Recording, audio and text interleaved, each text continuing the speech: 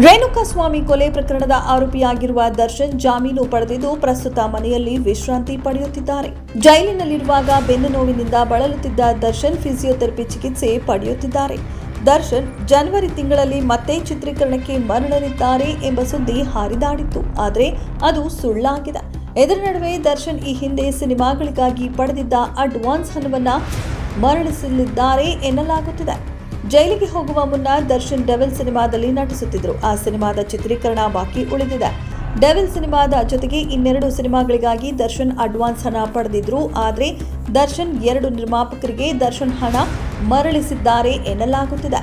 ದರ್ಶನ್ ಈ ಹಿಂದೆ ಸಂದರ್ಶನವೊಂದರಲ್ಲಿ ಸ್ಮಶಾನಕ್ಕೆ ಹೋದ ಹೆಣ ನನಗೆ ಬಂದ ಅಡ್ವಾನ್ಸ್ ಹಣ ವಾಪಸ್ ಬರುವುದಿಲ್ಲ ಎಂದಿದ್ರು. ಆದರೆ ಈಗ ಸ್ವತಃ ದರ್ಶನ್ ಅವರೇ ಅಡ್ವಾನ್ಸ್ ಹಣ ಮರಳಿಸಿದ್ದಾರೆ.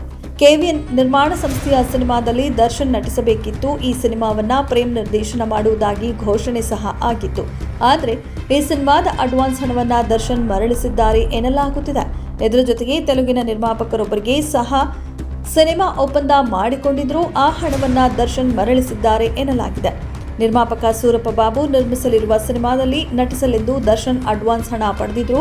ಈ ಹಣವನ್ನ ದರ್ಶನ್ ಮರಳಿಸಿದ್ದಾರೆ ಎನ್ನಲಾಗುತ್ತಿದೆ. ಆದರೆ ಈ ಸುದ್ದಿಯನ್ನ ಸೂರಪ್ಪ ಬಾಬು ತಳ್ಳಿ ಹಾಕಿರುವ ಸೂರಪ್ಪ ಬಾಬು ದರ್ಶನ್ ತಮಗೆ ಹಣ ಮರಳಿಸಿಲ್ಲ ಎಂದಿದ್ದಾರೆ. ಇನ್ನು ಡೆವಿಲ್ ಸಿನಿಮಾದ ಚಿತ್ರೀಕರಣ ಅರ್ಧದಷ್ಟು ಇರುವಾಗಲೇ ಮುಗಿದಿರುವ ಕಾರಣ ಆ ಸಿನಿಮಾವನ್ನ ದರ್ಶನ್ ಪೂರ್ತಿ ಮಾಡಿಕೊಡಲಿದ್ದಾರೆ. ವೀರಸಿಂಧೂರ ಲಕ್ಷ್ಮಣ ಸಿನಿಮಾ ಮಾಡಲು ಒಪ್ಪಿಕೊಂಡಿದ್ದ ದರ್ಶನ್ ಒಪ್ಪಂದದಂತೆ ಸಿನಿಮಾದಲ್ಲಿ ನಟಿಸಲಿದ್ದಾರೆ ಎನ್ನಲಾಗುತ್ತಿದೆ.